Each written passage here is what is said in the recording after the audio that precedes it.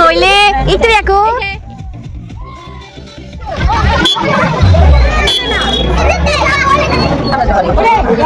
Hello everyone, কেমন আছো সবাই? আশা করছি সবাই খুব ভালো আছো, আমিও ভীষণ ভালো আছি।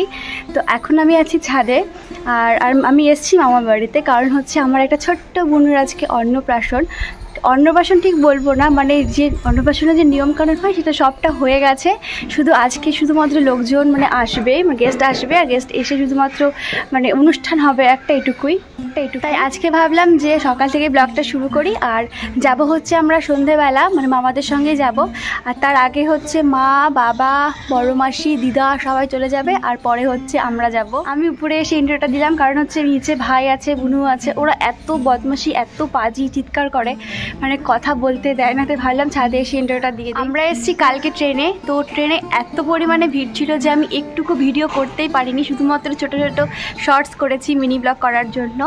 তো মানে মিনি ব্লগটা আমি এখন এই মুহূর্তে আপলোড করতে পারছি না, হয়তো এই ব্লগটাও দেরি হবে আপলোড হতে, কিন্তু মিনি ব্লগটা আপলোড করতে পারছি না, কারণ মা বাড়ি এসেছি। আর এসে এখানে ভয়েস ওভার দেওয়াটা একটু টাফ, কারণ আমার ছোটো ছোটো ভাই বোন আছে, সবটার সময় এত চিৎকার করে যে মানে ভয়েস ওভার দেওয়া সম্ভব না। তো সব যখন ফাঁকা পাবো তখন দেবো। এখন প্লেন যাচ্ছে, আওয়াজ হচ্ছে, বুঝতে পারছি না কোথায় হবে, কোনো একটা জায়গায়। তো আর তারপরে নিচে এসে আমি বুনুর সাথে একটু আঁকছিলাম, মানে ও বলছিল আমাকে একটু দাগ টেনে দাও, তো ওগুলো আমি দাগ টেনে দিচ্ছিলাম ওর সাথে। আর এটা হচ্ছে আমার বুনু। স্নান হয়ে গেছে, এখন স্নানের পরে মানে রোদে এসছে একটু চুলটা শোকানোর জন্য, মানে অনেকটা বড় চুল যে, আর শোকাতে একটু প্রবলেম হয়, তার জন্য এখানে এসেছি, আমি বসে আছি। তখন খাওয়া দাওয়া করবো, খাওয়া দাওয়া করে মানে একটু রেস্ট নিয়ে মাকে একটু রেডি করিয়ে দেবো, কারণ মারা আগে চলে যাবে, আর একটু পর থেকে আমিও রেডি হওয়া শুরু। মানে বাড়ির প্রত্যেকটা বাড়ির এই সুপারি গাছগুলো থাকবে, এগুলো মামার বাড়ির গাছ, সুপারি প্রত্যেকটা জায়গায় সুপারি গাছ এদিকে মানে বেশি থাকে, সেদিকে সুপারি গাছ, কত সুপারি গাছ।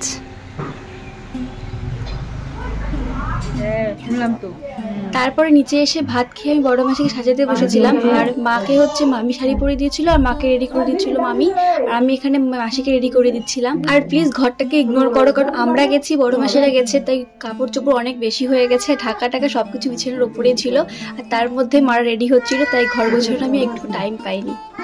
এটা আমার দিদা, এটা আমার মা, সাজিয়ে দিয়েছি মাসিকে সুন্দরী, চুলে ক্রিম করে কি অবস্থা চুলটা হয়েছে। শাড়ি পরেছি, এখন সাজুগুজু করবো। কি করছিস তোরা রে? কিছু না, খেলছি আমরা, খেলছি এমনি। Hello hello hello hello, high high, আমাকে ডাকছি।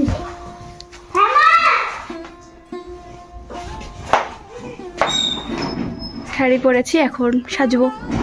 আর আমি ভাবলাম যে সাজার সময় ভিডিও করব, কিন্তু এত তাড়াহুড়ার মধ্যে ছিলাম আমি কোনো রকম ভিডিও করতেই পারিনি, তাই একদম লাস্টে এসে রেডি হওয়ার পরে ভিডিওটা স্টার্ট করেছি আবার। আর এটা ছিল আমার মামি, আর সবার শেষে আমি, মামা, রিজুদা আর সবাই গেছিলাম, আর মারা চলে গেছে। আর এটা ছিল আমার শাড়ি, লাগছে তোমরা প্লিজ কমেন্টে জানিও। আর তোমরা হয়তো সাইডে আমার মামার গলা পাবে যে ডাকছে বারবার করে, কারণ খুব দেরি হয়ে গেছিল, মারা চলে গেছিল আগে, আমরা গেছিলাম পরে, তার জন্য খুব তাড়াহুড়ো করছিল, ঠিক মতো করে ভিডিও আমি করতে পারছিলাম না। তো এখন আমরা বেরাবো, আর মামা হচ্ছে সব বাড়িঘর লক করছে। তুমি চাপ, চল চল, আমাদের একটু হ্যাঁ গাদো দাদা দাদা গাদো কোন না বাবা, দেখো না নেট ফেট নাই, চল উপরে একটু।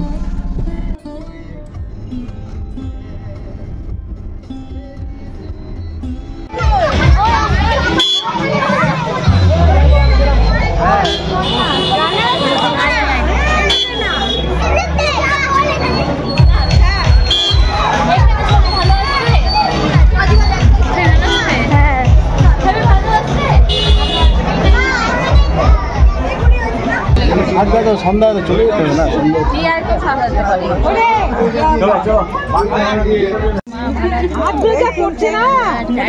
কইলে একটু দেখো, একটু দেখো, এই তো হয়ে গেল।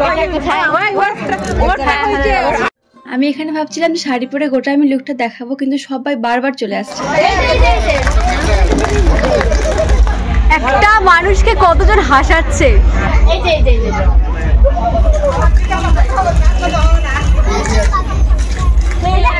এদিকে দেখি, এদিকে সবাই এদিকে।